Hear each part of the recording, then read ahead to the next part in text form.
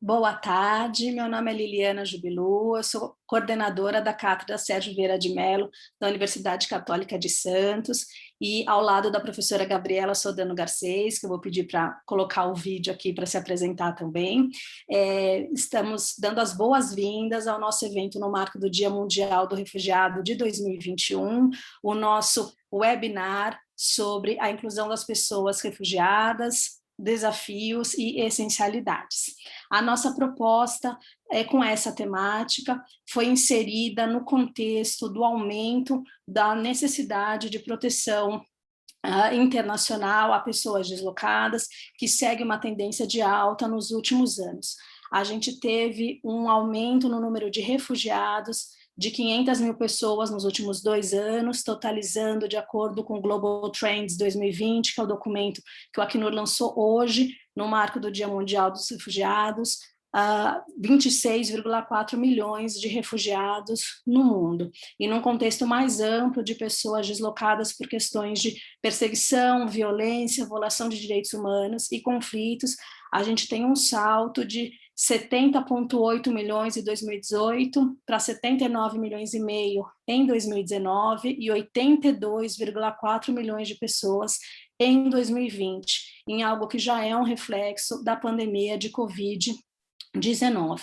Como no ano passado, o nosso webinar focou nas questões da Covid-19 de uma maneira bastante panorâmica, tratando do ponto de vista das fronteiras, dos desafios de proteção às pessoas refugiadas e de saúde mental, nós pensamos que seguir nessa análise implicaria trabalhar as questões da inclusão das pessoas refugiadas, tanto de uma maneira em que se resguarde a proteção jurídica do status migratório, quanto na que respeite os direitos humanos, ou seja, do ponto de vista da proteção integral a essas pessoas. Já que, quando a gente está falando de pandemia, o respeito também a direitos econômicos e sociais, como o direito à saúde ou a inserção em programas de assistência, são essenciais, inclusive para a sobrevivência dessas pessoas. Então, foi nesse sentido que pensamos, enquanto Cátedra Sérgio Vieira de Mello, da Unisantos, o nosso evento,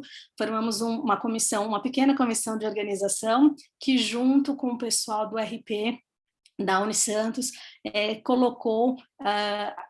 trouxe para a gente, na verdade, esse evento. Então, queria iniciar agradecendo a Lilian, a Gabriela, a Rose, a Ananda, a Marcela, a Mariana e a Ellen, por toda a contribuição para que esse evento pudesse efetivamente acontecer. O nosso webinar vai contar com 3 falas de professoras que, além de serem admiradas enquanto pesquisadoras e professoras, são queridas amigas e que eu tenho muito prazer em receber aqui num evento da Cátedra Sérgio Vieira de Mello. Então, eu vou falar o nome delas fazendo a apresentação, vou pedir para que coloquem as câmeras, e aí, na hora de fazer a apresentação formal, a gente já está com todo mundo aqui. Então, a Carolina Mulan, Gabriela Mesanotti e a Camila Sombra, se puderem ir abrindo as câmeras de vocês, para o pessoal já ir se familiarizando, né, com os rostinhos de cada uma de nós. Eu vou fazer a apresentação na ordem que serão feitas as falas. Então, a professora doutora Carolina Mulan Guiar é professora adjunta da Universidade Federal de Minas Gerais e professora colaboradora e pesquisadora na Pontifícia Universidade Católica do Rio de Janeiro, onde coordenou de 2016 a 2019 a Cátedra Sérgio Vieira de Mello.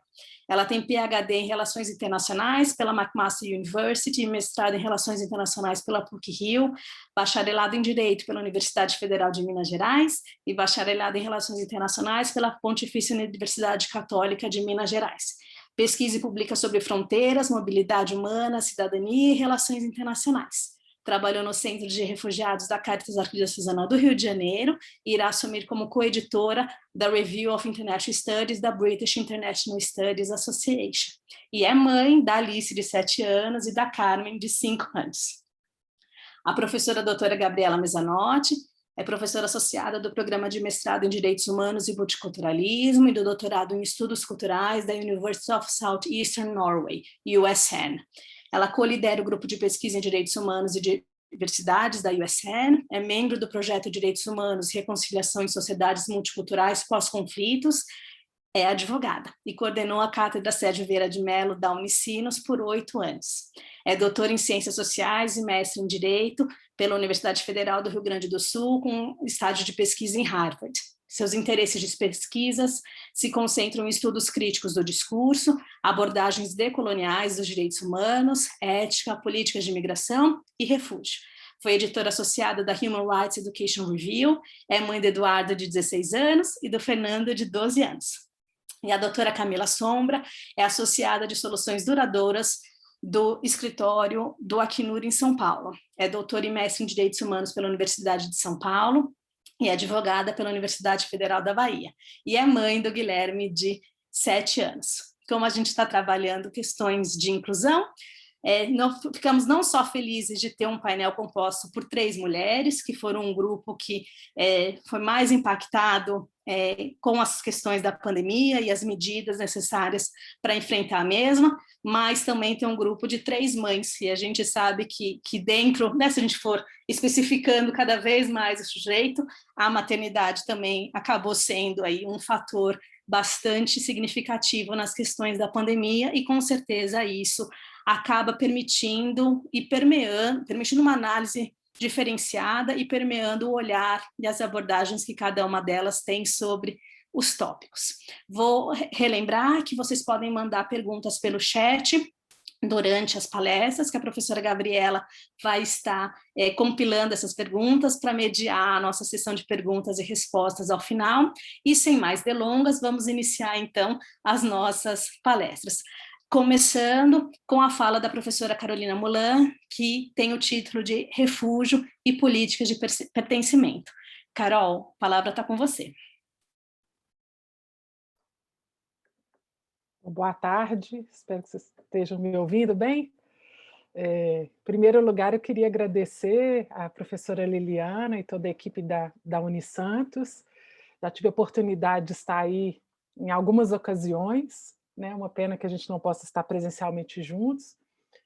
A Unisantos, que tem já, né, uma longa trajetória de produção, atuação, né, no campo do refúgio, sempre foi uma referência para nós, então quero dizer também que mesmo à distância me sinto em casa, né, com esse grupo dessa universidade, dizer do prazer de compartilhar esse espaço com essas mulheres inspiradoras, né, a Gabriela, a Camila, que são não só queridas, mas que também contribuem muito, né, para aprimorar o debate desse campo de estudos ainda em expansão no Brasil, né, o que é o campo de estudos e atuação com populações refugiadas.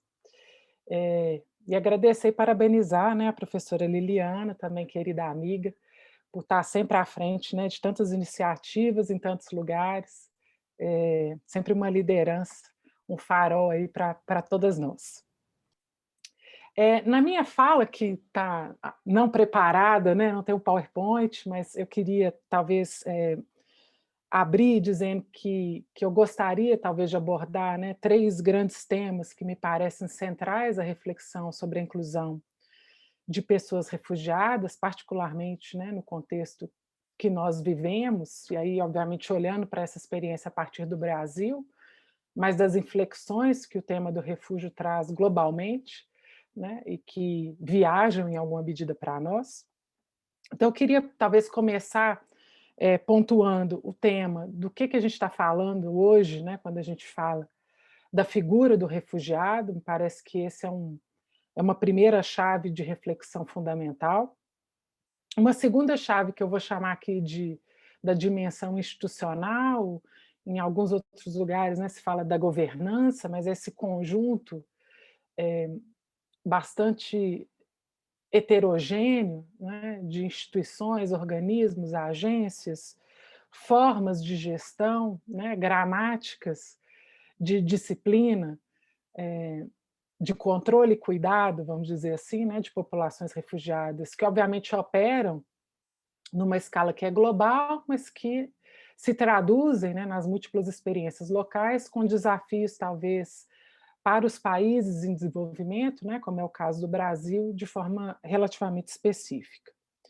E, em terceiro lugar, eu queria falar rapidamente também do papel da sociedade civil, e aí eu acho que esse é um tema fundamental até para a trajetória brasileira, né, com a questão da proteção a refugiados, e, em particular, o papel da universidade. A Unisantos é, né, uma das universidades que compõem essa rede de cátedras, né, de universidades da Cátedra Sérgio Vieira de Mello.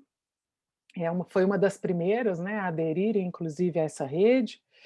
E eu queria falar talvez um pouquinho da experiência também da Universidade Federal de Minas Gerais, que foi uma das últimas a entrar nessa rede, mas que tem já alguma coisa que pode ser compartilhada com vocês em termos das possibilidades e desafios dessa inclusão, sobretudo no que toca ao campo da educação e do acesso ao ensino superior. Então, só para abrir, né? Eu acho que esse primeiro ponto que eu queria chamar a atenção, que é talvez uma certa transformação, digamos assim, da categoria do refugiado, né? Se historicamente a figura do refugiado foi pensada, né, como uma figura imanentemente marcada pela sua condição do deslocamento forçado, né, por um certo conjunto de atributos que estavam previstos, né, na Convenção de 51 como sendo os atributos que definiriam os indivíduos para quem essa possibilidade da proteção internacional se abriria.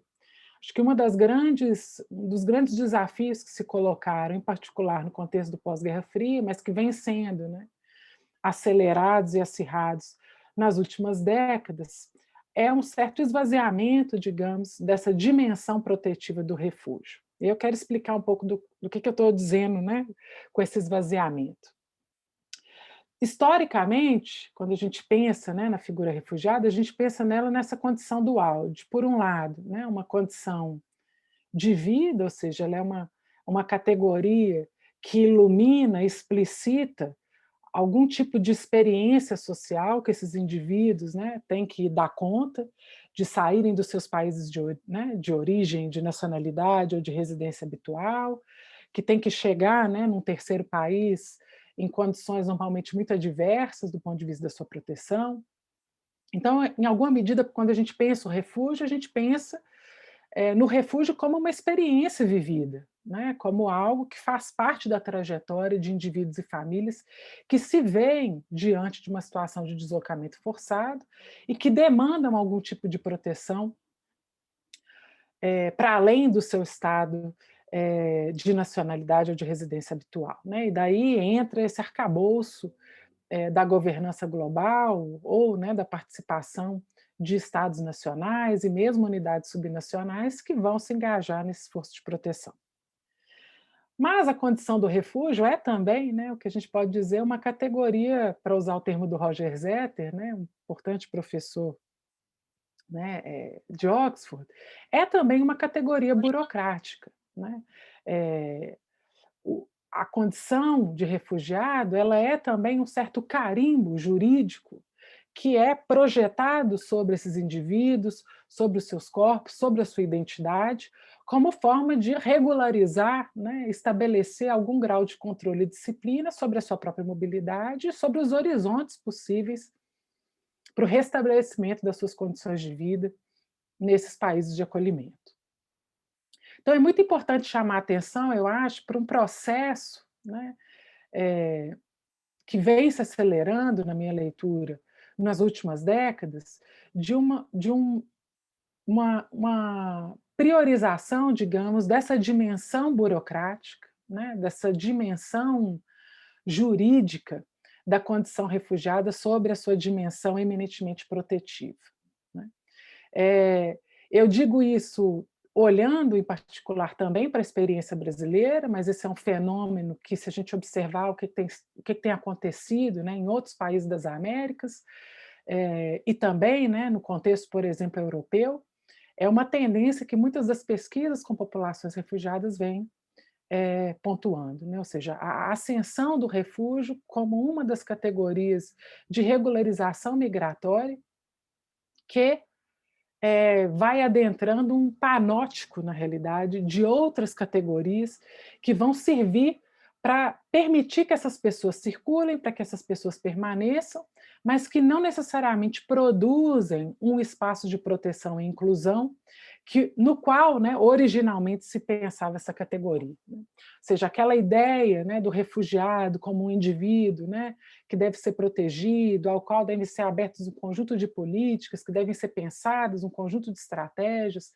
né, que mobilizam toda uma série de recursos e potencialidades, tanto né, no sistema internacional quanto na sociedade de acolhimento, vai cada vez mais sendo reduzido a uma lógica que a gente pode chamar que é uma lógica de gestão da mobilidade, de gestão da circulação, e que vai reduzindo, né, o espaço de reflexão, inclusive, sobre a figura do refugiado, menos como um espaço de proteção e mais como um espaço de resolução para o problema do movimento, né, e para o que a questão do movimento evoca para os estados, né? Ou seja, pensar pessoas que estão circulando, né, e que estão desvencilhadas dos seus lugares de origem, gera um problema para os estados de sociedade de acolhida, que é eminentemente o problema de reterritorializar essas populações, né?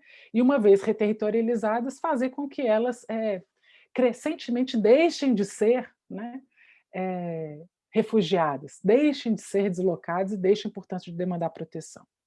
Então, eu acho que esse é um primeiro ponto que coloca para nós um grande desafio, que é um desafio não só para o Brasil, mas um desafio, eu diria, do ponto de vista da própria governança internacional dessas populações, que é, de fato, a redução da condição refugiada a uma condição eminente, né, uma categoria eminentemente burocrática, né, que aparece, obviamente, nessa ênfase na política dos números, né, na centralidade de contabilizar, identificar, processar, agregar, né, informação, data, né, sobre essas populações, mas também tem reflexo sobre a economia política, né, da gestão desses fluxos, né, para onde os recursos vão, como eles são geridos.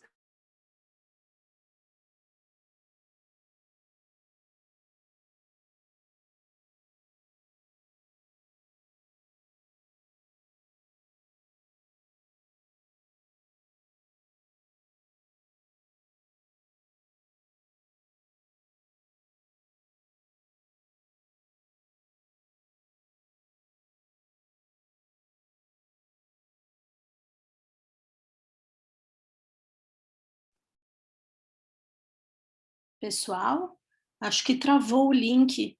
Vocês me escutam e me veem? Sim, voltou agora. Então, acho que é da Carol, então, que caiu, né? Eu vou tentar avisá-la aqui, só um instantinho, pessoal. Coisas da tecnologia.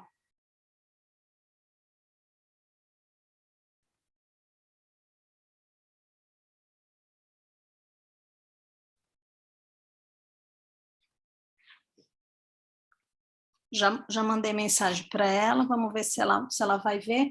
Enquanto isso, vou dando as boas-vindas a quem entrou depois do nosso início aqui do nosso evento, e vou chamar a atenção que o pessoal do RP já colocou no nosso chat aqui o formulário de confirmação de presença, então, que eles pediram para, por favor, que vocês preencham até o final do evento, para que possam receber, né, o certificado na sequência.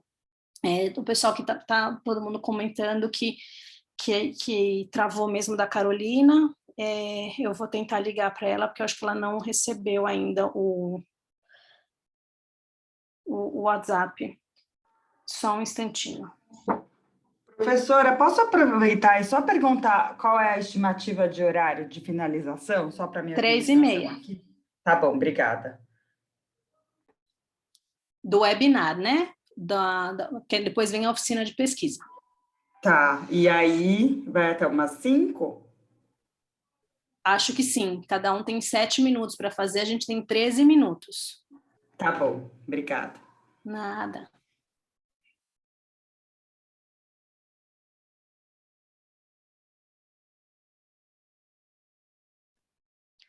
A Carolina está tentando reconectar pelo celular, que caiu total a internet dela. Então, vamos aguardar uns minutinhos. Então, só recapitulando a logística enquanto isso. A gente tem o webinar, que está previsto para terminar umas 3h30. Aí a gente vai fazer um pequeno intervalo, aí a gente volta com a oficina de pesquisa para quem quiser acompanhar. Lembrando que quem vai apresentar são pessoas que têm pesquisas vinculadas ou relacionadas com atividades da Unisantos. Nós temos 13 apresentações que foram selecionadas, e cada apresentação tem até 7 minutos para ser feita, e aí a gente abre rapidamente para perguntas, ali mais uns 2, 3 minutos. Então, a gente acredita que mais tardar, até umas 5h30, 6 horas, a gente deve ter encerrado a oficina também. Deixa eu ver se a Carolina conseguiu voltar. Acho que ainda não. Peço desculpas, pessoal, mas como a gente sabe, né, com os eventos online, a gente muitas vezes está conseguindo ser mais pontual, mas, por outro lado, a gente está sujeito, né, às instabilidades. Oi, pessoal, desculpa. Imagina, querida. É Mercúrio retrógrado, né, para quem acredita nessas coisas. Essa semana a minha internet aqui já me deixou na mão alguns dias. Então eu tô pelo celular agora. Qualquer coisa, acho que agora talvez fique mais estável. Vamos ver. Tá, você estava falando dos reflexos na política econômica internacional. Isso. Quando caiu, tá bom? Então eu estava discutindo, né? Eu acho que esse primeiro ponto, que é a conversão, né, do instituto, digamos, do refúgio, como um instituto que vai sendo capturado pela sua dimensão burocrática, com consequências das mais diversas, né? Se a gente olhar o caso brasileiro, por exemplo, a gente vai ver que grande parte, né, dos recursos hoje alocados para a proteção, né, de populações refugiadas está largamente concentrado na gestão, né, desses fluxos, né, no estabelecimento de uma certa infraestrutura de controle e governança, muito mais, muitas vezes, do que, de fato, nas dinâmicas de proteção, de promoção de políticas e assim por diante.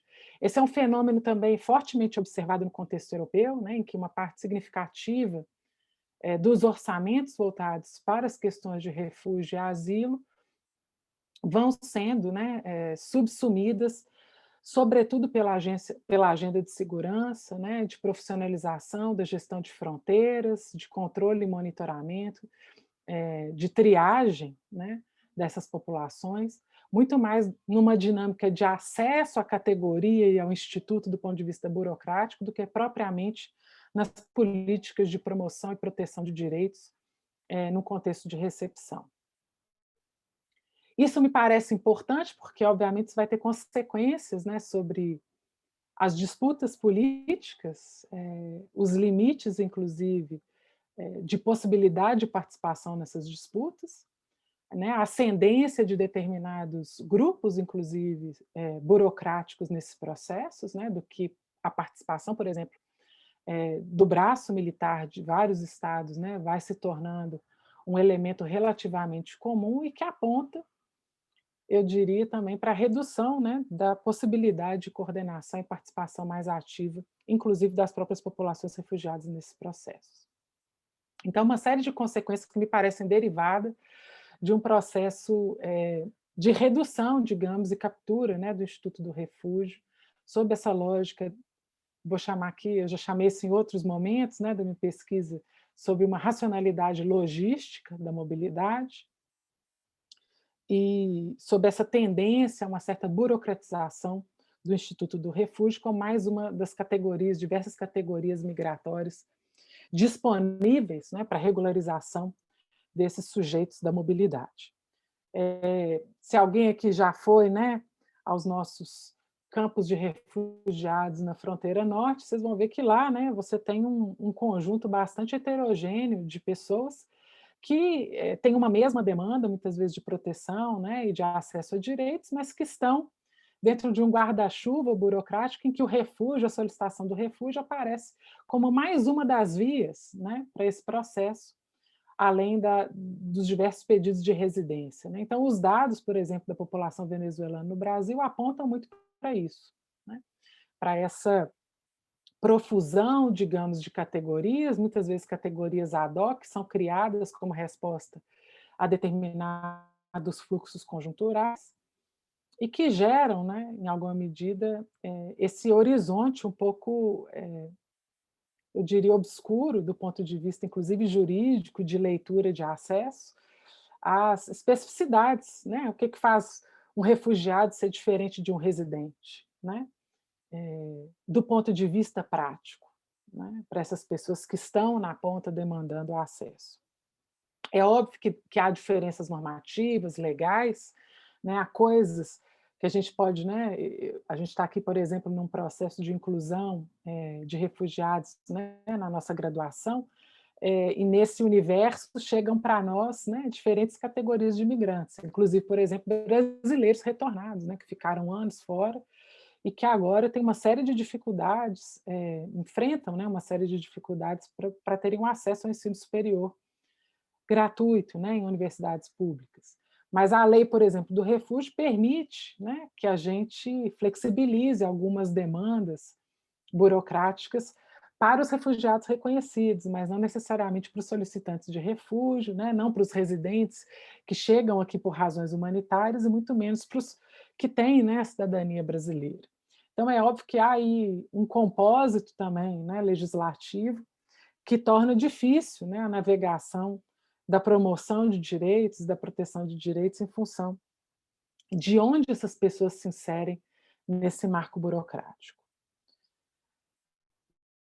Então, uma certa opacidade também, né, eu diria, dessas categorias burocráticas que, num primeiro momento, são lidas, né, interpretadas e taticamente apropriadas por esses sujeitos, porque, né, a pessoa chega na fronteira e ela quer se regularizar, ela quer, né, ter um documento, ela quer que a ela seja permitida, né, a permanência no território, mas muitas vezes essas escolhas, que são escolhas táticas e provisórias dadas, né, num contexto de muita incerteza da chegada, vão converter e criar, né, limites e possibilidades, inclusive do ponto de vista da integração e do acesso a direitos a essas populações, uma vez que elas de fato, né, adentrem o território, né, se circulem dentro do país e precisem ter acesso a determinados serviços, direitos e garantias.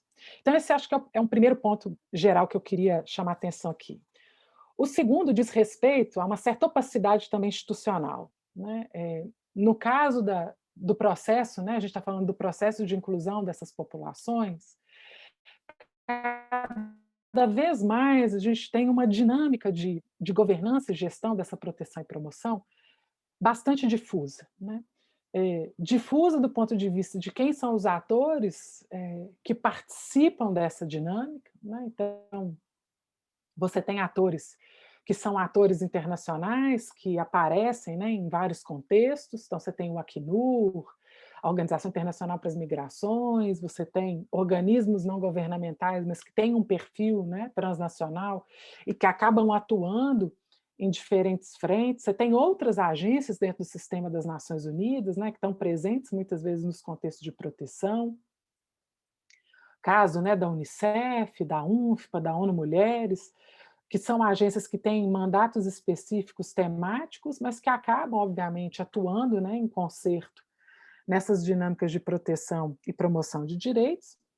Você tem os atores governamentais nacionais e subnacionais, né, o governo federal, no caso brasileiro, que tem, né, as prerrogativas constitucionais de gestão, digamos, da política migratória, né, do estabelecimento de normas, da regularização migratória, mas você tem também cada vez mais a participação ativa das unidades federativas, né, dos estados.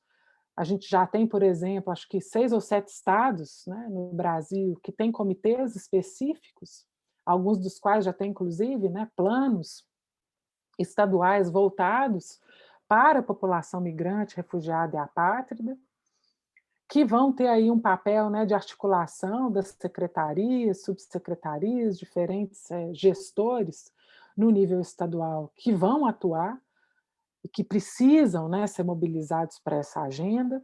Você tem os municípios, né, eu estava vendo os dados ontem da situação, obviamente, dos venezuelanos no Brasil, né, já são quase 700 municípios em todas as unidades da federação recebendo a população venezuelana no Brasil. Então, vocês imaginem, né, o que é pensar a coordenação e a atuação de municípios tão diversos quanto Santos, São Paulo, Conde, na Paraíba, Caxias do Sul, no Rio Grande do Sul, Belo Horizonte, né, Rio de Janeiro, enfim, municípios grandes, municípios pequenos, municípios, né, que já têm uma trajetória de atuação com populações migrantes em situação de vulnerabilidade, municípios que nunca, né, receberam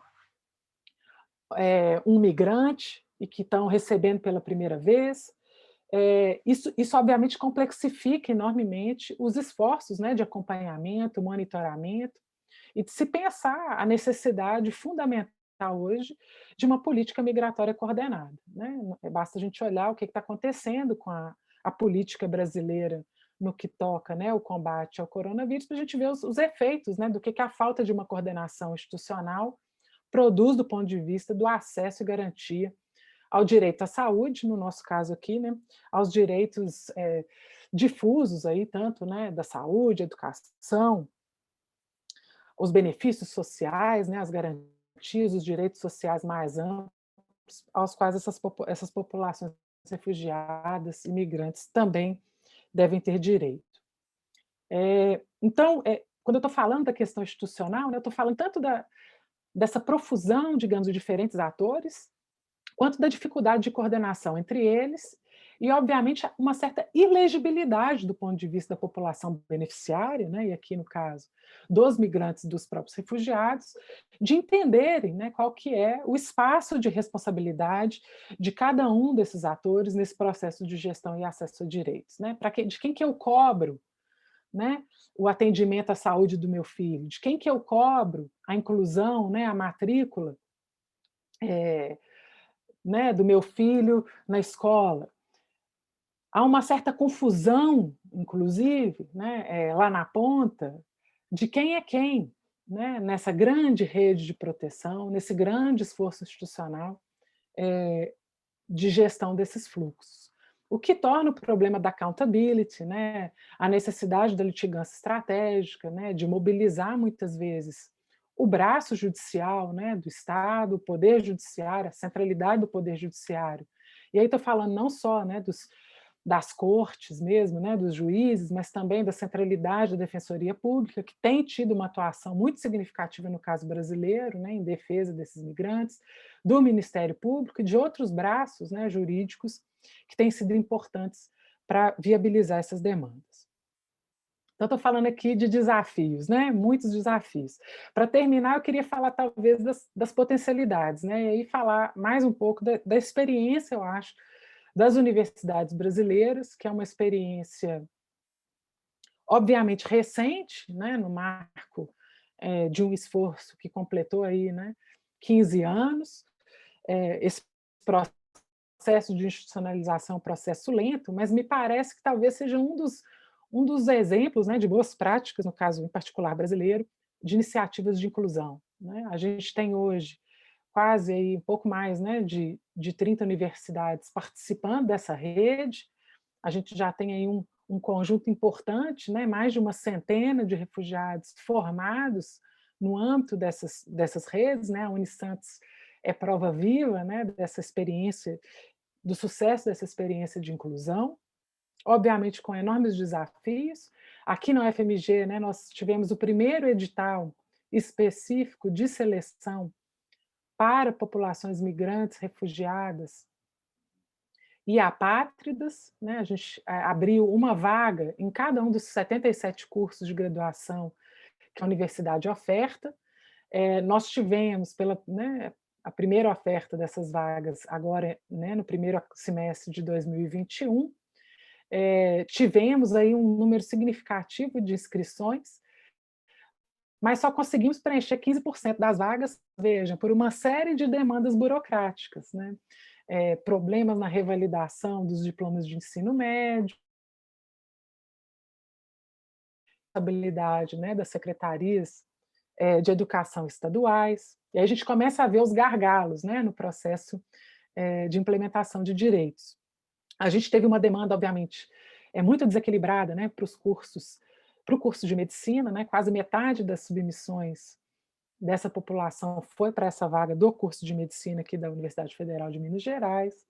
Então, há também um desequilíbrio, a gente poderia ter tido, né, eu acho, uma demanda maior também, se tivéssemos tido capacidade de chegar, né, de uma melhor divulgação desse serviço. Então, a gente tem também, eu acho que uma das coisas que aparecem muito na rede, não só de cátedras, né, mas nesse contato que a gente tem com a sociedade civil, que é, na prática, quem no Brasil, né, produz e oferece política pública, né, para essas populações, é a sociedade civil, e aqui eu estou colocando as universidades como parte dessa sociedade civil, é também a dificuldade de disseminação dessas informações, né? Ou seja, a gente tem muita coisa acontecendo, né, muitas oportunidades abertas, muita gente que está liderando frentes e iniciativas de inclusão, mas muitas vezes essas informações não chegam lá na ponta, né? Por dificuldade de acesso a esses grupos, dificuldade de comunicação com esses grupos, uma alta mobilidade também dessa população, né? A gente está conduzindo uma pesquisa agora com os interiorizados, né? E a gente vê como é difícil acessar esses grupos. É difícil acessar porque eles próprios estão circulando, porque vivem muitas vezes em situação de vulnerabilidade, né? Não tem telefone, mudam de casa, vivem em situação de profunda precariedade. E daí a necessidade, eu acho, talvez a nossa grande, né, pauta, que é avançar naquilo que a legislação brasileira preconiza e demanda como obrigação do poder público brasileiro, que é de se pensar estruturar uma política pública para as migrações, né, uma política pública para refugiados, que está prevista na nossa legislação, mas que nunca de fato foi levada a cabo, né? E uma política pública que considere a necessidade fundamental de descentralização da sua implementação, né? Que é também um outro desafio muito importante aqui quando se trata o tema da inclusão. Já passei da minha hora, vou parar por aqui, depois retomo em perguntas, comentários, enfim, questões que tenham passado, que certamente Gabriela e Camila vão pontuar de forma mais articulada do que eu. Viu? Obrigada a todos vocês pela dessa troca aqui hoje.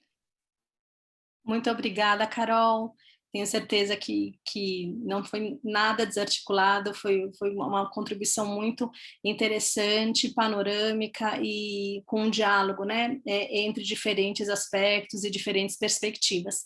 Agradecendo a Carol, vou chamar para se juntar aqui a gente, né, a Gabriela Mezzanotte, que vai fazer a sua fala sobre as considerações ético-jurídicas sobre exclusão, vulnerabilidade e subordinação de imigrantes e pessoas refugiadas. Acho que a Gabi vai fazer uma apresentação, então já está compartilhando a tela, agora a gente está vendo também o vídeo. Gabi, está com você. Beleza. Vocês estão me escutando? Sim. Ok, ótimo. Bom, muito bom escutar a Carolina, um sotaque maravilhoso, que eu morro de saudade do Brasil. Quero também falar da outra Carolina que está nos escutando, minha ex-aluna querida lá da Unicinos, e dizer da minha alegria de poder estar aqui com vocês hoje, agradecer muito ao convite da professora Liliana, e é um orgulho poder estar aqui do lado da Carolina e da Camila, falando nesse dia tão especial sobre temas tão relevantes, considerando os problemas que a gente vem olhando no mundo com relação a migrantes e refugiados. Bom, o tema da minha fala se relaciona a um dos projetos em que eu venho trabalhando, é um projeto financiado pelo NURPAR, onde eu busco desenvolver percepções críticas transdisciplinares sobre discurso, direitos humanos e migração.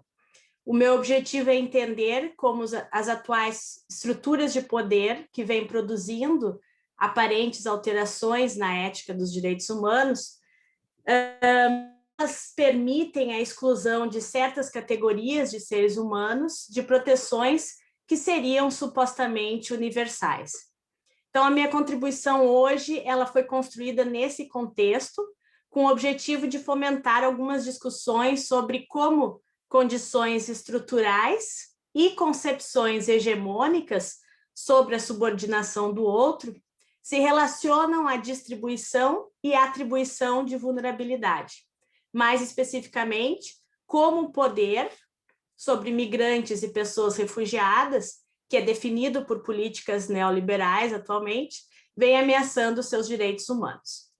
Então, esse tópico da minha fala é bastante amplo, como vocês podem notar, é genérico, e o enquadramento teórico que eu uso parte da compreensão de que esses conceitos apenas se materializam e podem ser analisados em situações concretas. Assim, para exemplificar essas questões gerais, eu abordo vulnerabilidade, exclusão e subordinação a partir de uma análise de caso da indústria de detenção de migrantes e solicitantes de refúgio nos Estados Unidos, considerando o contexto da pandemia global e principalmente o impacto de políticas de gestão da imigração, tais como a detenção, na inviabilização da integração dessas pessoas. Bem, a indústria norte-americana de detenção de migrantes e solicitantes de refúgio vale mais de 3 bilhões de dólares anuais e a sua lucratividade depende da prisão em grande escala dessas pessoas. Mais de 80% dessas pessoas são presas em instituições privadas de segurança pró-lucro. Então, aqui é um outro ator, né? A Carolina citou vários atores estatais, e eu estou puxando para a questão privada. Os Estados Unidos, eles operam o maior sistema de detenção de imigrantes do mundo, são mais de 200 instalações, mas vale lembrar que a detenção de imigrantes regulares é uma tendência global. Nesse contexto, a privatização de funções do Estado, no que se refere a políticas de detenção, revela problemas sérios relacionados a questões éticas e jurídicas na aplicação e respeito dos direitos humanos, na responsabilidade de estados e atores não estatais e nas relações de poder e vulnerabilidade em uma sociedade que é alicerçada no utilitarismo neoliberal. O aumento da privatização da detenção é concomitante às restrições de proteção de imigrantes e refugiados na maioria dos países atualmente. E, infelizmente, apesar do governo Biden ter expresso amplamente as suas preocupações com essas práticas durante a campanha, o status quo da detenção e da migração nos Estados Unidos, até agora, continuam muito tímida. Então, nada de muito profundo aconteceu até o momento. Bom, para migrantes e solicitantes de refúgio presos em centros de detenção, os cuidados com a saúde estão completamente fora do seu controle e são deixados nas mãos dessa indústria, o que gera questionamentos, então, sobre ética e vulnerabilidade. A pandemia intensificou uma situação que já é precária, ampliando vulnerabilidades e levantando dúvidas sobre direitos humanos e responsabilidade. Vale lembrar que o número de casos de COVID entre imigrantes detidos é, em média, mais de 13 vezes maior que o número de casos da população americana. O objetivo da minha contribuição, então, é explorar em que medida esse conceito da vulnerabilidade, como foi proposto por Gilson, pode ser usado para compreensão e capacidade de resposta às injustiças enfrentadas por migrantes que se encontram detidos, principalmente nesses difíceis tempos de pandemia, e também considerando os impactos dessa detenção e uma futura integração. Bom, assim eu pretendo explorar as seguintes questões. Como condições estruturais e hegemônicas de subordinação do outro se relacionam à distribuição e atribuição de vulnerabilidade. Como o exercício de poder sobre imigrantes e refugiados, que é moldado por políticas neoliberais, privatiza a responsabilidade do Estado e ameaça direitos humanos, especialmente no contexto de uma pandemia global. E, por último, como as atuais estruturas de poder vêm produzindo alterações na ética dos direitos humanos, permitindo a exclusão de certas categorias de seres humanos de proteções tidas como universais. Bem, Na tentativa de responder essas questões, eu começo pelo exame dos desafios e as violações dos direitos humanos, a criminalização da migração, as relações entre a detenção e posterior integração de imigrantes e pessoas refugiadas, e o contexto da indústria de detenção e a responsabilidade do Estado. Posteriormente, eu apresento a base conceitual que informa essa análise, a partir da teoria de vulnerabilidade de Gilson, e a análise também é construída a partir da teoria de Butler, no que se refere à vulnerabilidade, responsabilidade e precariedade. E também como concepções hegemônicas sobre como interpretar o mundo geram consequências no sentir do mundo que acabam determinando quais vidas são merecedoras de proteção e quais não o são. Bem, violações aos direitos humanos de imigrantes e solicitantes de refúgio começam com políticas indiscriminadas de detenção em massa, seguidas por condições desumanas e degradantes em centros de detenção, produzindo violações sistêmicas de direitos humanos e impossibilitando processos futuros de integração. Segundo padrões normativos internacionais, a detenção de imigrantes apenas poderá ser utilizada excepcionalmente e quando outras opções não são possíveis. No relatório de 2020, o Comitê sobre Trabalhadores Migrantes expressou essa séria preocupação sobre a criminalização da entrada ou permanência irregular de imigrantes e a crescente punição de tal conduta com medidas de privação de liberdade. Os estados, ao se utilizarem de medidas de restrição de liberdade, principalmente com fundamento no status migratório ou residência, seja no âmbito administrativo ou criminal, devem agir de acordo com critérios e padrões definidos pelos direitos humanos, ou tal restrição de liberdade será arbitrária.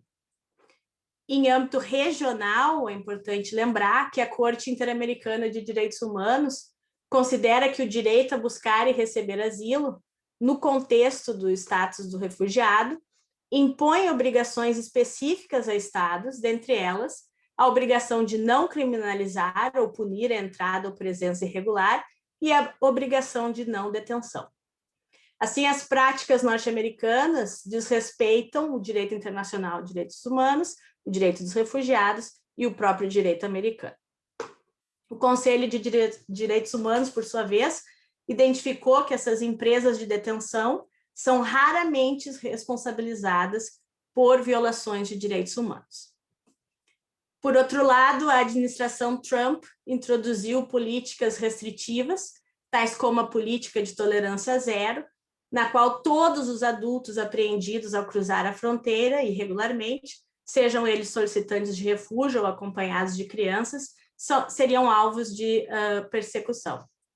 Isso tudo é consistente com a politização da migração, a ascensão de ideologias de ultradireita e de como a política se tornou altamente influenciada em alguns estados, predominantemente dominada por agendas nacionalistas propagadas por governos populistas na tentativa de reduzir partes da raça humana a um permanente estado de subordinação. A atual organização sociopolítica da sociedade e os acordos institucionais que elas produzem criam um sistema onde certos grupos são discriminados e excluídos de qualquer poder e influência.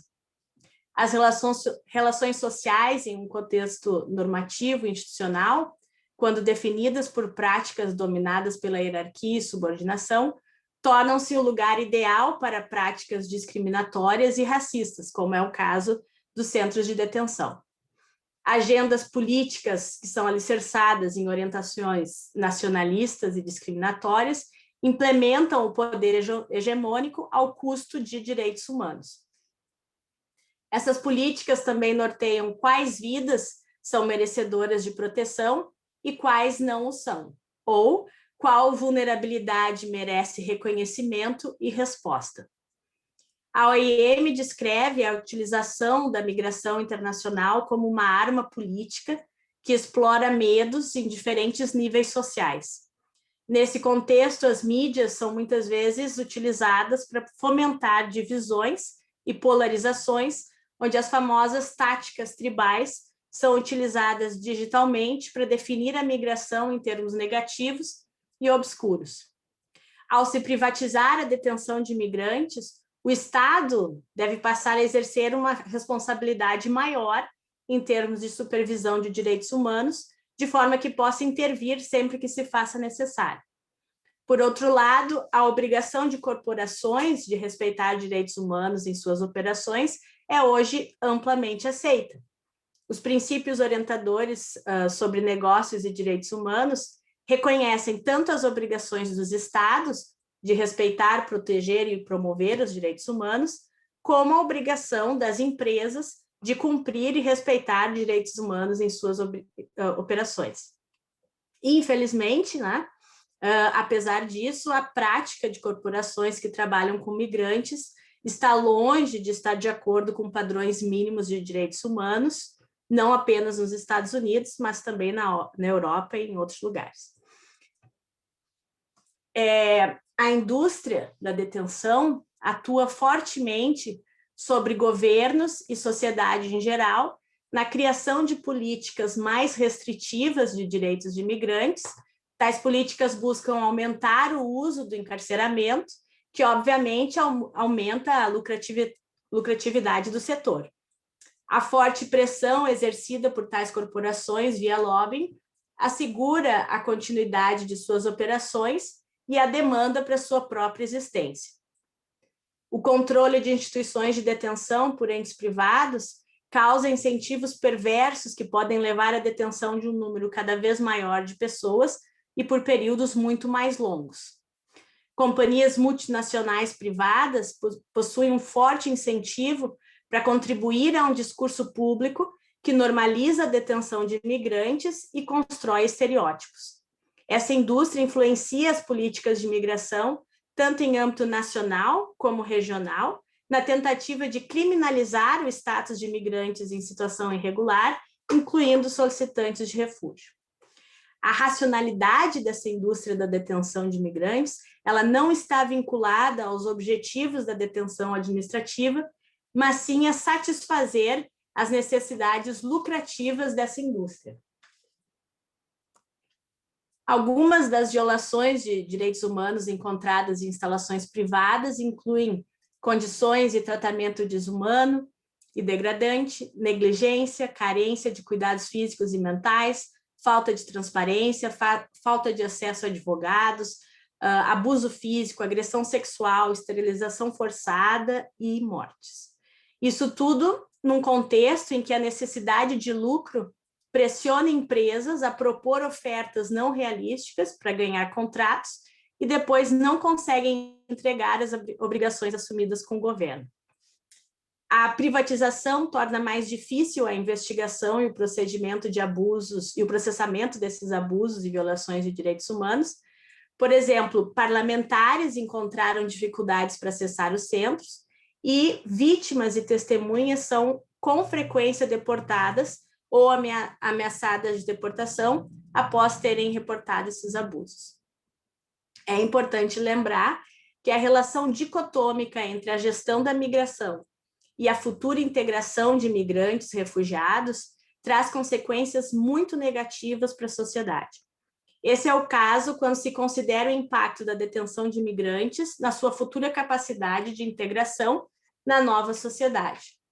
Nesse contexto, a prioridade é dada à proteção do território contra potenciais imigrantes irregulares, sem se considerar que as pessoas que forem liberadas e acabarem permanecendo no país sofrerão as consequências da detenção por um longo período, podendo inclusive impactar várias gerações. A detenção, então, tem um impacto claro e imediato na saúde física e mental de imigrantes e, ao mesmo tempo, tem um custo financeiro enorme e também social.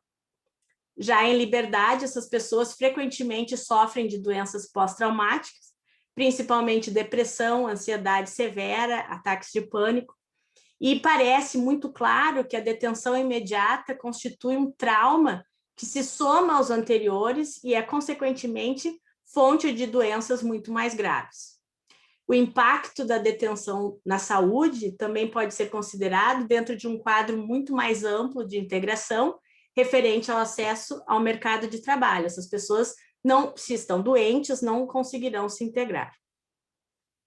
A detenção de imigrantes e solicitantes de refúgio pode abalar drasticamente também o sentido de pertencimento dessas pessoas ao novo Estado, sendo que a confiança em relação ao Estado que os deteve por razões que não estão relacionadas a qualquer ação criminal pode ter sido perdida permanentemente.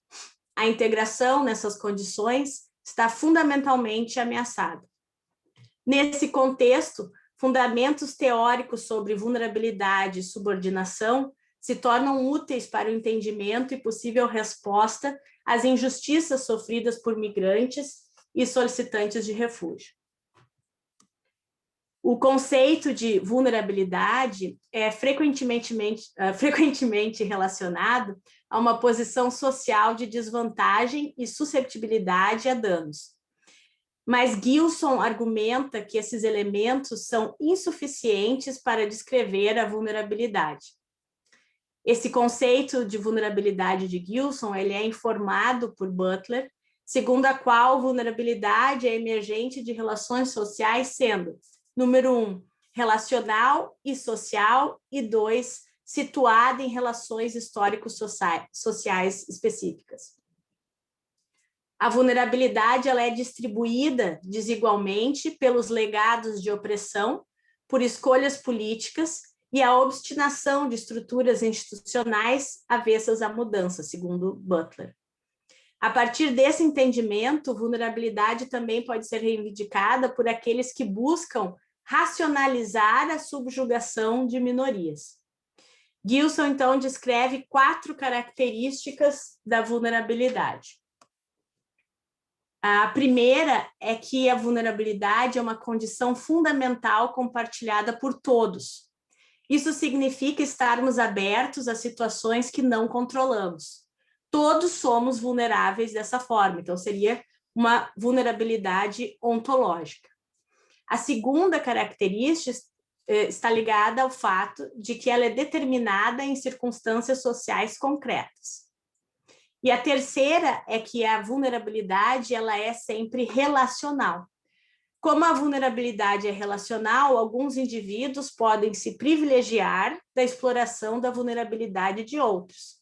Nesse caso, os desafios éticos desse tema se encontram no fato de que as empresas privadas estão explorando a vulnerabilidade de migrantes para o seu benefício próprio e lucro dos seus stakeholders, construindo privilégios às custas da vulnerabilidade situacional do migrante.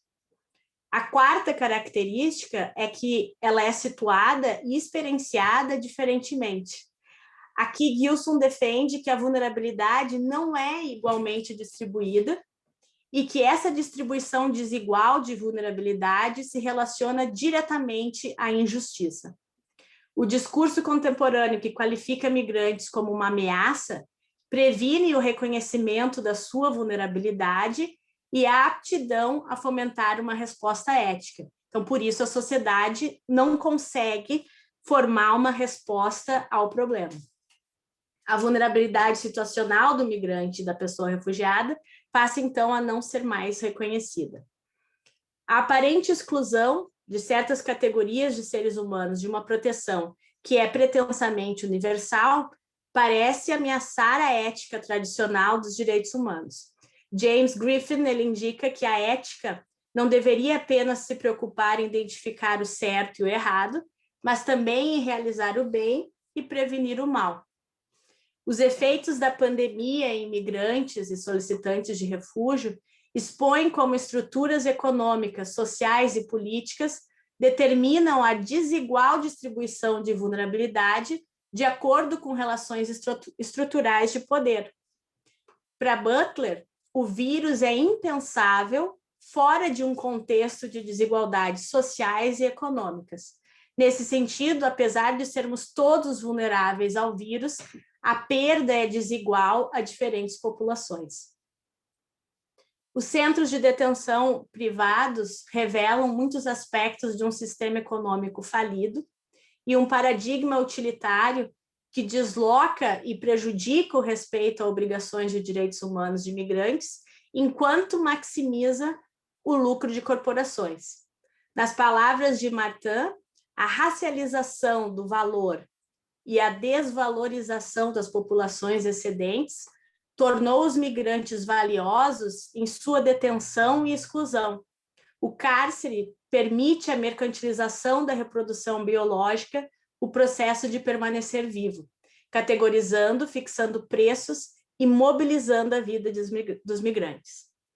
As consequências da pandemia, no caso da detenção de migrantes e solicitantes de refúgio, e a interação entre poder e vulnerabilidade possuem fortes implicações para a justiça.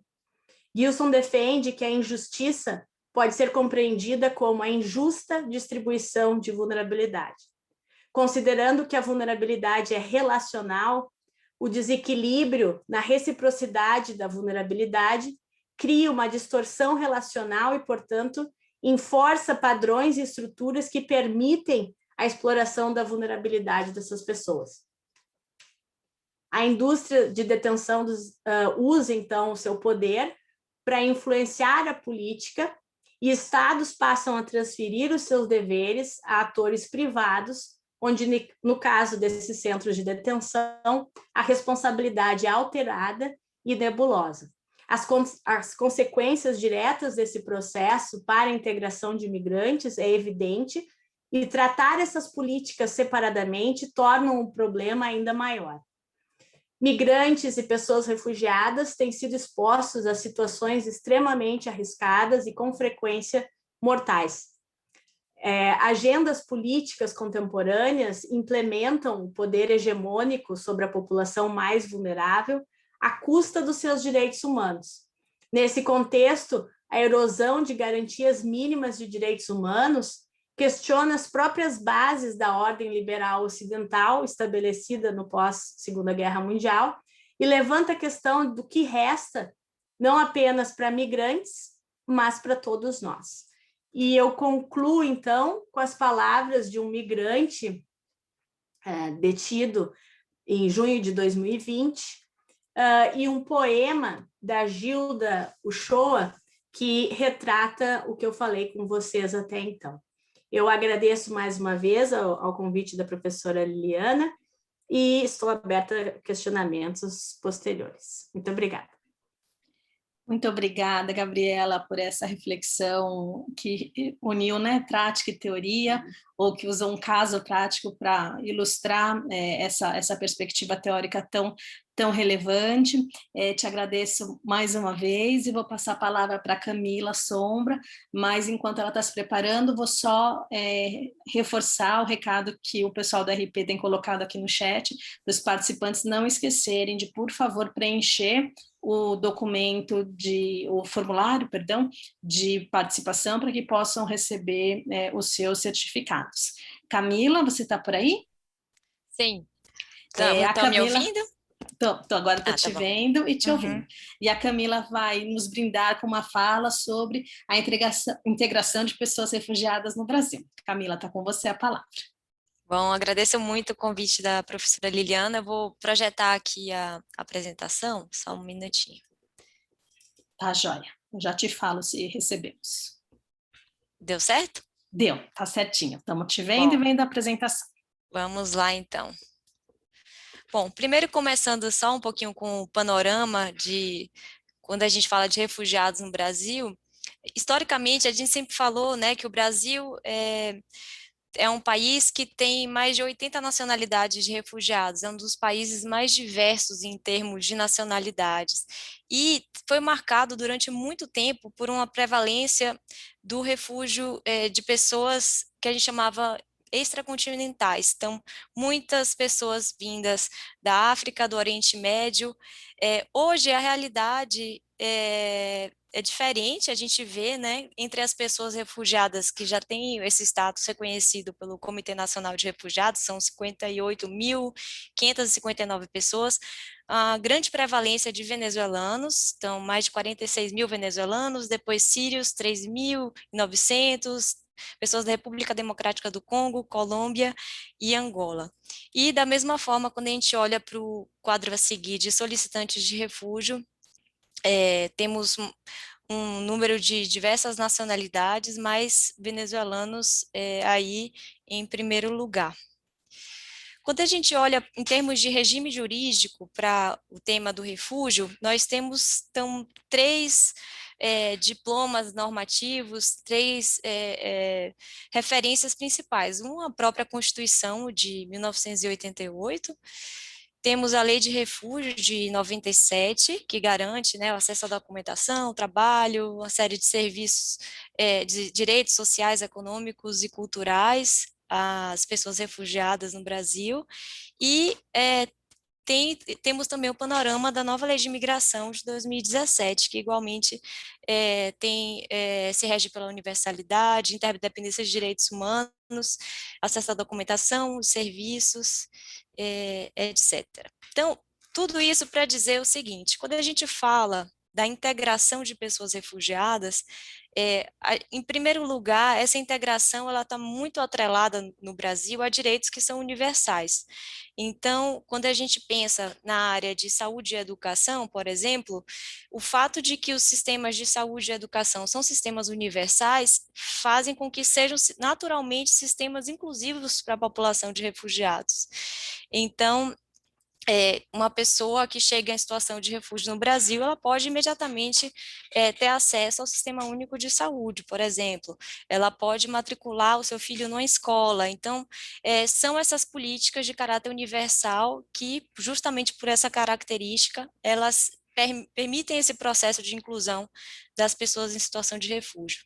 Para além dos direitos de caráter universal, nós temos direitos que são específicos de pessoas em situação de refúgio, que se baseiam, por exemplo, na Lei de Refúgio de 97, que um dos direitos é justamente o non-refoulement, que é a proteção contra a devolução dessa pessoa ao país de origem, e, como já mencionou a professora Carolina, a flexibilização que as pessoas refugiadas têm na exigência de apresentação de documentos de país de origem, por exemplo, quando uma pessoa refugiada deseja ter um reconhecimento ou de ensino médio ou de documento de ensino superior. Então, essa condição específica de refugiado, ela tem que ser considerada nesse processo. A gente sabe, por exemplo, no Brasil, a revalidação de diplomas é um processo super extenso e que se requer, são exigidos documentos inúmeros, até a ementa das disciplinas cursadas no exterior, por exemplo, que é algo que eu mesma não tenho do curso que eu fiz na Bahia. Então, uma série esse exercício de flexibilização, ele tem amparo na lei de refúgio.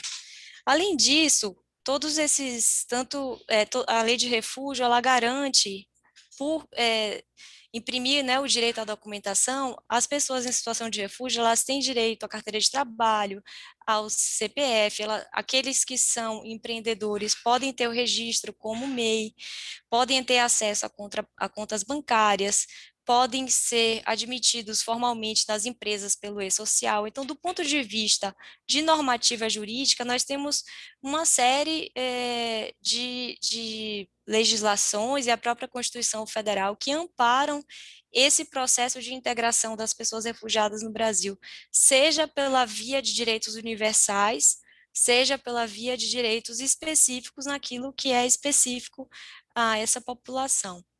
Mas isso não quer dizer que esse processo de integração ele não traga dificuldades. Aqui, a professora Carolina já mencionou diversas dessas dificuldades.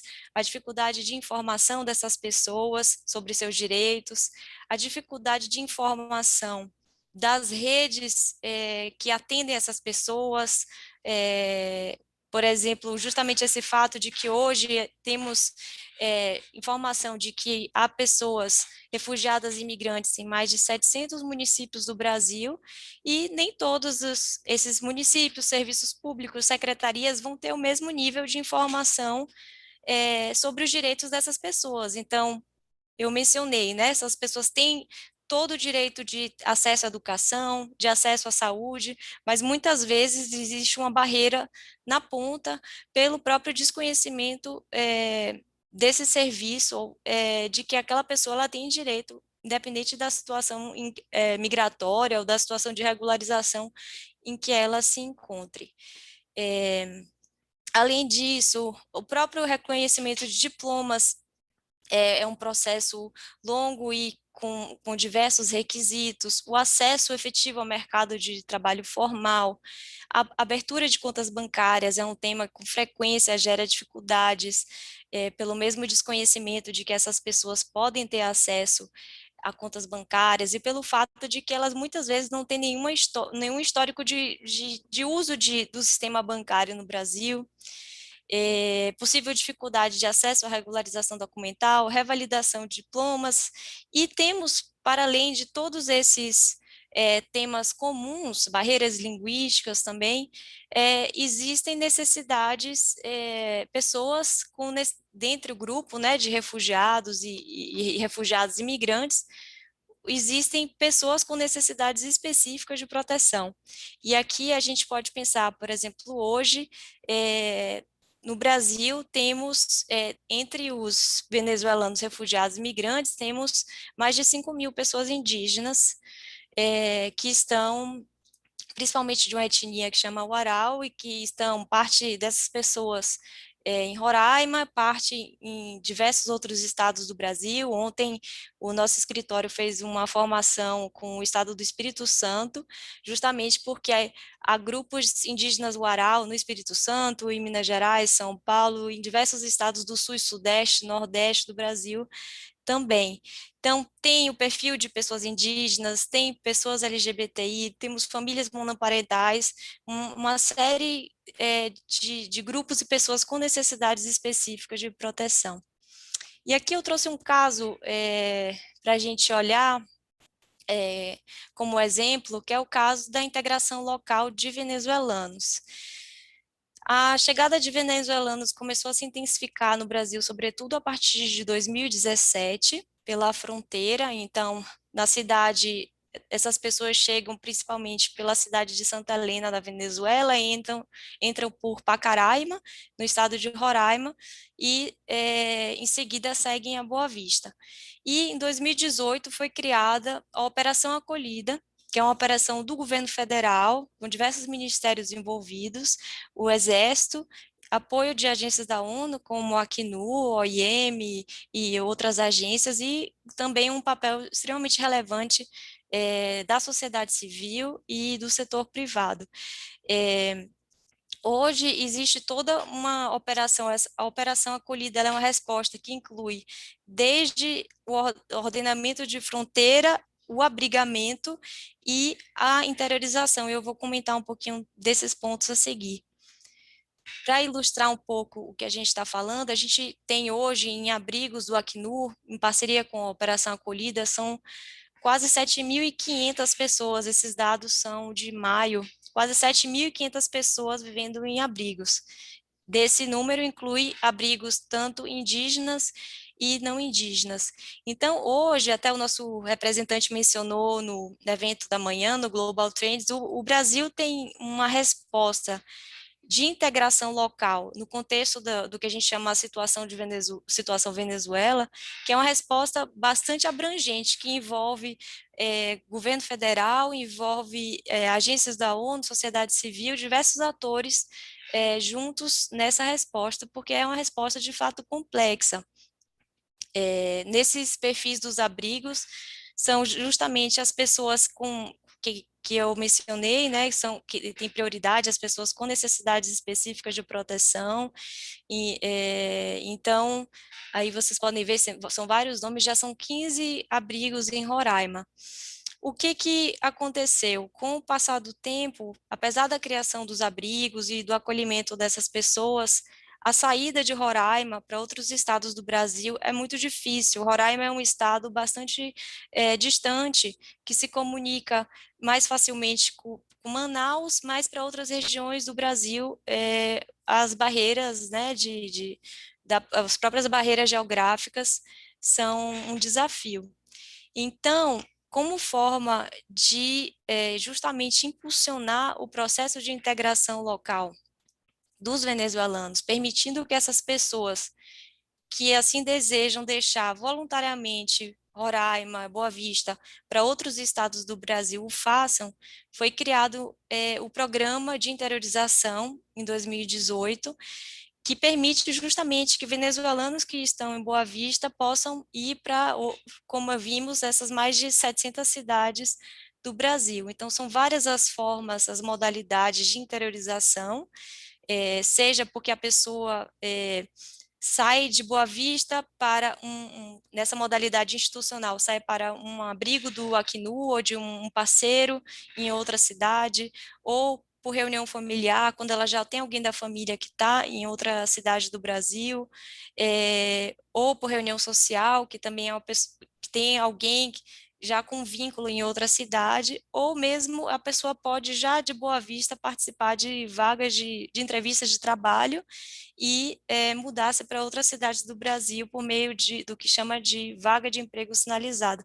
Então, eu trouxe esse exemplo porque é um exemplo bastante único do Brasil, que serve de referência para vários outros países, de como é importante que diversos atores se engajem para que haja uma resposta de integração local efetiva de pessoas refugiadas e migrantes.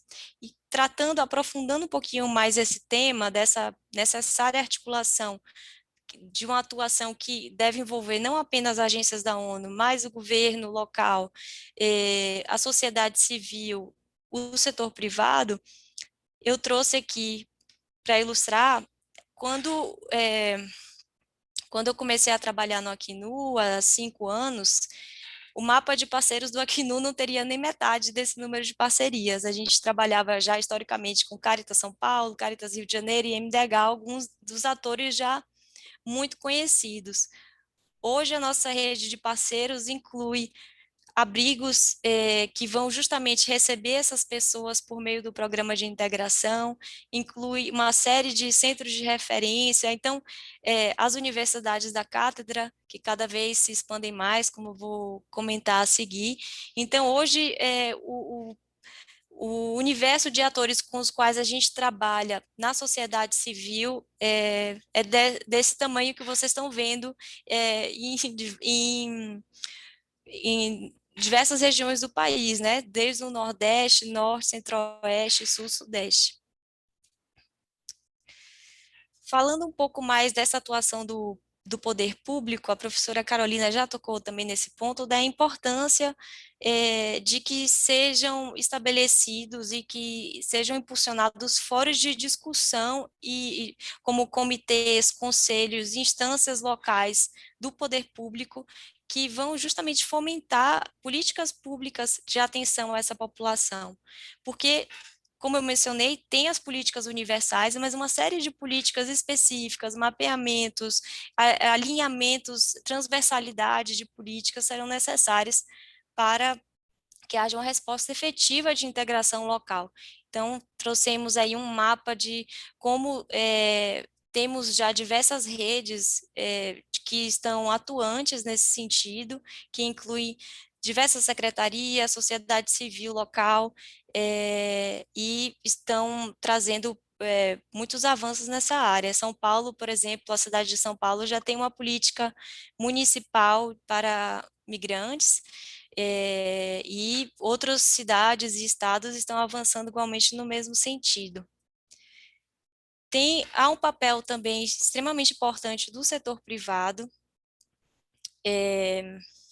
nós criamos no ano de 2020 essa plataforma que chama Empresas com Refugiados, que é empresascomrefugiados.com.br, depois eu vou colocar aqui no chat, que é justamente para trazer boas práticas de engajamento do setor privado com o tema do refúgio, seja na contratação, na capacitação ou na sensibilização. Então, depois eu vou colocar e convido vocês a conhecerem essa plataforma.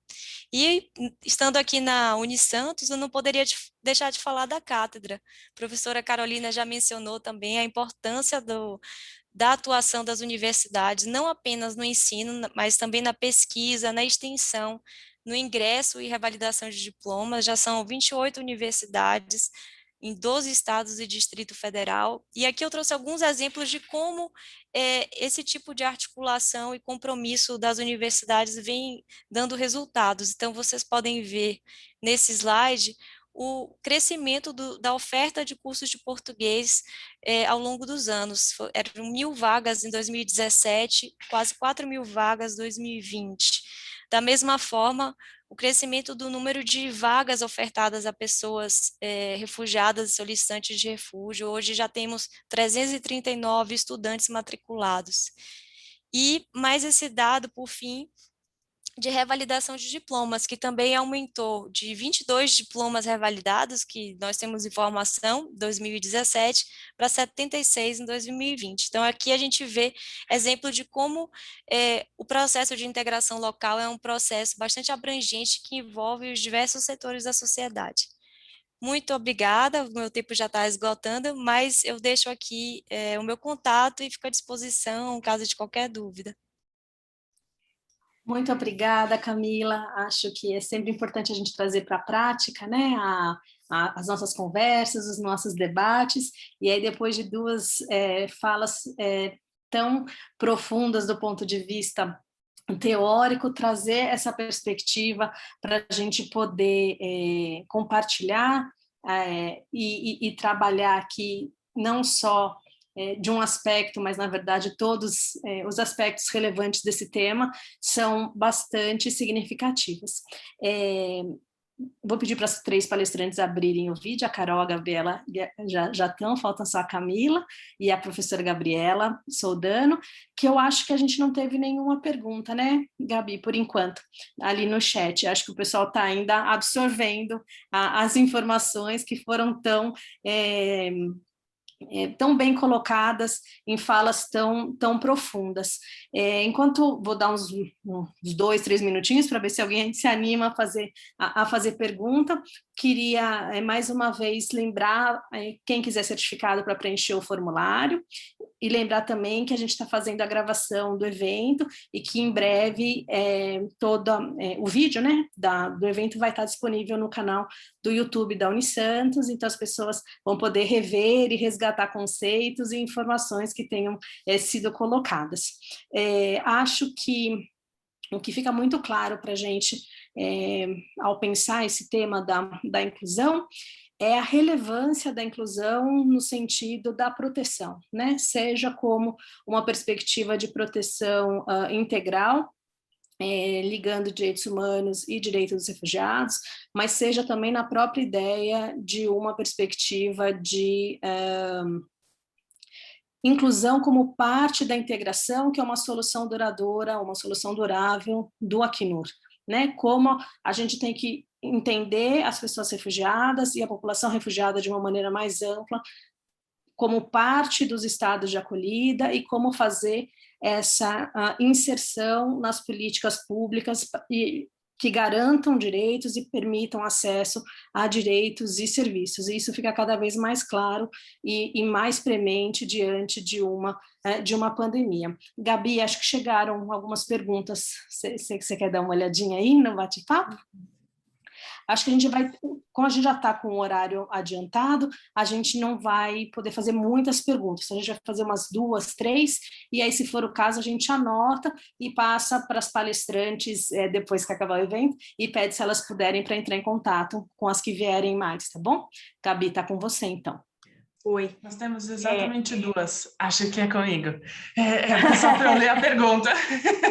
É que nós temos o mesmo lindo nome, né? É verdade. Então, por isso. O Cássio Silveira perguntou, e acho que foi justamente para a doutora Gabriela, alguma informação sobre o presídio de imigrantes aqui na região de Avaré, em São Paulo. Ok. Olha, eu vou ser bem sincera e, pelo que eu entendi, esse é uma iniciativa só para redirecionar esses migrantes, né, que cometeram algum crime, mas não tem o mesmo perfil, porque o problema todo do sistema norte-americano é que esses migrantes, né, a maioria dos migrantes que estão detidos lá, não cometeram nenhum crime. O único crime deles foi tentar ter acesso a um outro país, fugir dos problemas que eles têm, dos traumas que eles já têm há tantos anos. Então, é uma situação diferente. Pelo que eu sei, esse presídio aqui, ele é direcionado para estrangeiros, mas que cometeram crime, certo? Perfeito, professora, obrigada. A Melanie pergunta, existe algum programa que trata especificamente das crianças em refúgio, inclusive as que se refugiam sem os pais? Aí não tem uma Deve ser destinatária para adequada. Camila. Exato, perfeito, eu ia dizer isso. Bom, sobre um programa que trabalha com crianças, nós temos uma organização parceira do Acnu aqui em São Paulo, que chama IKMR, I Know My Rights, que trabalha principalmente com a parte de cultura e também com o apoio do contraturno escolar.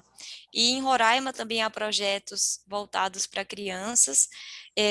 Não há um programa que trabalhe... em Roraima tem um programa também da parte cultural, Canarinhos, e outros projetos que eu não vou saber detalhar. Tem Alegria, né, em Roraima também, também, que é também. contraturno. Em termos de crianças desacompanhadas, o que pensei aqui como exemplo no Brasil, existe no poder público, na vara da infância em São Paulo, a vara da Penha, o doutor Paulo Fadiga são referência para casos de crianças, adolescentes que cheguem eventualmente desacompanhados. Então, isso já é uma política também que já tem alguns anos. Perfeito, obrigada, professora. Para a doutora Carolina, chegou a seguinte pergunta do Fábio Pucci. Gostaria de saber até que ponto a interiorização tem se baseado nas oportunidades de trabalho disponíveis, se há algum estudo que se baseie nas possibilidades de que os venezuelanos se mantenham a longo prazo em cidades pequenas e em cidades maiores. Fábio, obrigada pela pergunta. Uma das modalidades, né, de interiorização, inclusive, é a chamada vaga de emprego sinalizada, né, em que essas pessoas, elas, particularmente os venezuelanos, são recrutados, né, em alguma medida, por diversas empresas em diferentes partes do país e vão, né, já com toda a sua documentação checada para, enfim, tem gente espalhada no Brasil inteiro, né, em função dessas vagas de emprego. É uma modalidade que vocês podem ver lá pelo painel da interiorização, né, o Acnur tem junto com o Ministério da Cidadania, tem os dados que são bem atualizados mensalmente com relação a essas modalidades de interiorização. Então, há um tipo específico, né, de interiorização, que são essas vagas de emprego sinalizadas. A gente está fazendo uma pesquisa agora com os interiorizados, no âmbito de uma parceria aqui do CDPLAR com o Acnur, a UNFPA e a ONU Mulheres, que vai estar olhando, né, um dos eixos da pesquisa, que é justamente trabalho e renda, para ver como é que está a situação dessa inclusão laboral pós-interiorização, né, para tentar ver se a gente tem alguma possibilidade de acompanhamento desse processo. A gente tem notícias, né, esparsas, às vezes de situação de exploração, em alguns setores, né, e uma dificuldade mesmo de monitoramento desse processo, uma vez que essas pessoas se interiorizam, né? Acho que esse ponto que a Camila mencionou, do fato de que você tem uma dispersão territorial enorme, né, uma heterogeneidade regional, uma heterogeneidade das próprias empresas, experiências laborais. Então, você tem pessoas que estão indo para empresas que são grandes empresas, né, por exemplo, grandes frigoríficos, né, que tem toda uma estrutura, mas também muitos que vão para trabalhar em micro e pequenas empresas, em cidades, né? Então, a experiência realmente é muito heterogênea no caso dessa população. Então, um desafio enorme, né? Do ponto de vista de inserção laboral, inclusive de médio e longo prazo. Perfeito, obrigada, professora. A última pergunta de hoje é da Maria Catarina. A burocratização das categorias sociais é um problema, mas também é um desafio para a garantia de direitos em estados de direito. Como equacionar isso? Aí nós gostaríamos de dividir a pergunta às 3 professoras de hoje, se possível. Deixa eu abrir o chat aqui, que não abriu. E Maria Catarina Zanini, querida, tudo bem? Que prazer, que luxo ter você na plateia. Você tem toda a razão, né? Eu vou assumir aqui, porque eu falei muito da questão da burocracia, né? Da conversão do refúgio numa categoria burocrática. Eu acho que, em princípio, é uma possibilidade, né? Porque, obviamente, é a partir desse diálogo com o Estado, né? E aí a identidade que o Estado atribui, ela é fundamental para estabelecer o horizonte de direitos. Mas, no limite, eu acho que, no nosso caso aqui, né, a gente tem, de fato, esse problema de que os direitos são pensados como direitos, né, como bem uma das palestrantes aqui pontuou, né, direitos universais, e uma proliferação de particularidades do ponto das categorias migratórias, que, inclusive, para o gestor, né, público, é complicadíssimo. Eu estou falando isso que a gente acabou de sair de um treinamento com o DRCA, que é o Departamento de Registro aqui da universidade, porque é difícil para a pessoa que está lá fazendo a matrícula, estou dando um exemplo, né, do nosso cotidiano aqui, identificar nos documentos quem tem e quem não tem direito a estar na resolução, na normativa, né? Porque na medida em que cada um entra lá por uma lei, por um decreto, por uma categoria, fica difícil, inclusive, pensar, né, operacionalizar o direito, né? Inclusive para o gestor, muitas vezes, que está lá, né? Alguns dos gestores têm muito boa vontade, né, de fomentar isso. Então, em alguma medida, é verdade que facilita em alguma medida a entrada no território, né? Ou seja, muitas dessas categorias vão ser criadas como mecanismos para garantir que essas pessoas fiquem, mas, por outro lado, elas tornam cada vez mais difícil pensar essa universalidade da política, né? Porque você fragmenta de tal forma que a operacionalização lá na ponta é difícil e a coordenação das múltiplas demandas também. Então, um haitiano e um venezuelano que chegam, né, para o mesmo direito, eles não entendem por que para um pode flexibilizar a documentação e para o outro não.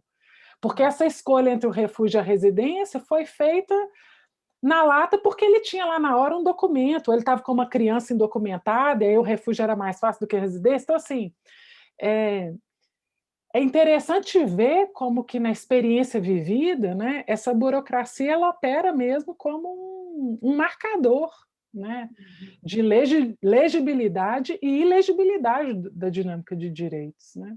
E aí você sabe muito mais do que eu, né, como que essas coisas operam aí na... Mas prazerão te ver, querida. Né? Eu não sei se eu posso contribuir, posso? Eu acho que é interessante também, nessa questão da burocratização, entender o caráter atual até da tecnologia que é utilizada, principalmente aqui na Europa. Os estados, né, cada vez mais vêm se desenvolvendo no sentido de ter ferramentas de controle para poder, então, enquadrar essas pessoas numa categoria específica. Então, problemas sérios, eu sei aqui do lado, na Dinamarca, quando tu exige que o refugiado te dê o celular, né, para que possa, então, corroborar a história que ele vem contando.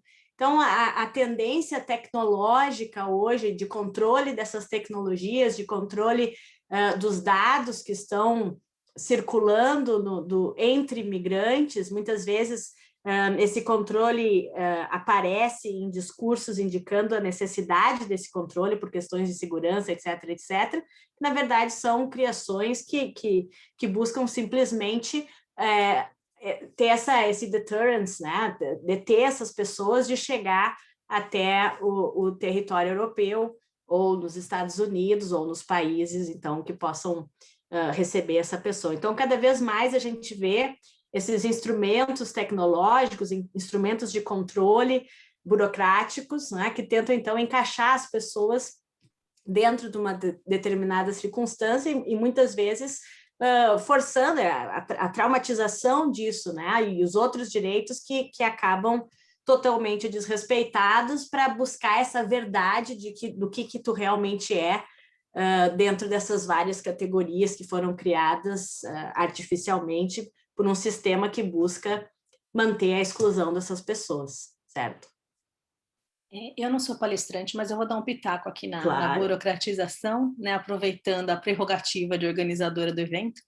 Eu acho que uma das grandes questões ligadas tanto à categorização quanto à burocratização, que são interdependentes, né, vem do uso político das categorias. Porque se a gente for pensar que nem todos os migrantes forçados têm um regime específico de proteção, um ramo do direito, um sistema específico de proteção, a gente ainda necessita dessas categorizações para garantir um mínimo de proteção para aqueles que já têm um sistema definido. Mas mais do que isso, para desenvolver os sistemas que faltam, né? Para que a gente tenha as peculiaridades e as vulnerabilidades respeitadas. Então, o que sempre me chama a atenção, e eu acho que nesse sentido o texto do Zetter é muito interessante, é como se utilizam essas categorias na prática, até mesmo a sociedade civil, e como a Carolina colocou na palestra dela, os próprios migrantes, né, e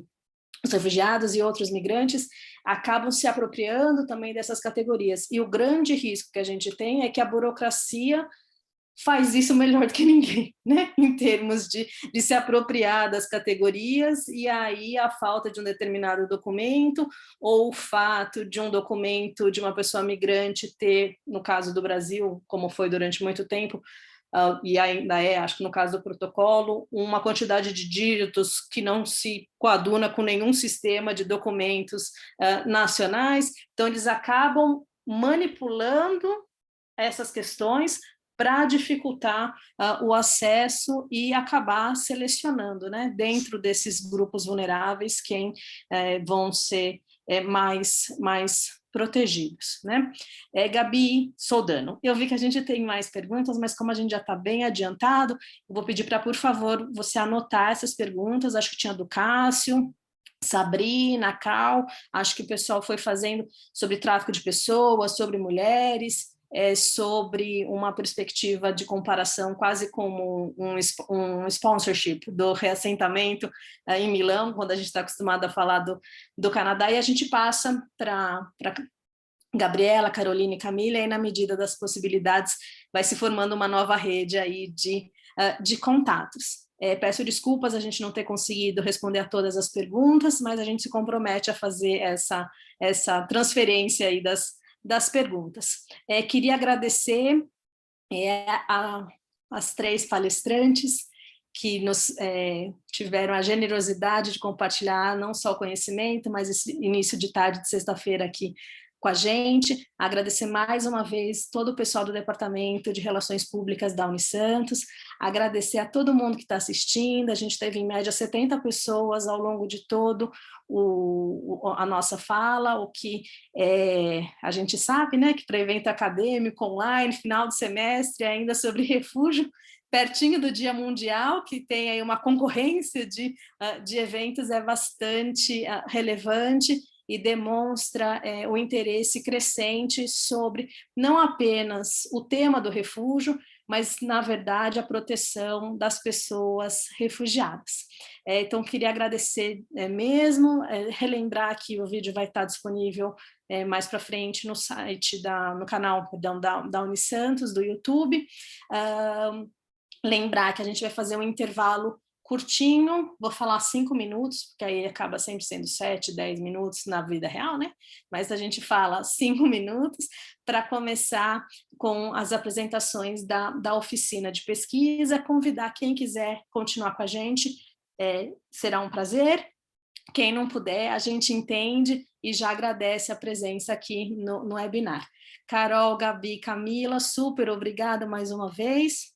Espero que tenha sido tão interessante para vocês quanto foi aqui para a gente. Então, eu vou pedir para o pessoal do RP nos ajudar aqui a encerrar, né, essa primeira parte, para a gente poder iniciar o intervalo para a oficina de pesquisa. Muito obrigada. Até daqui a pouquinho. Obrigada. Obrigada, tchau.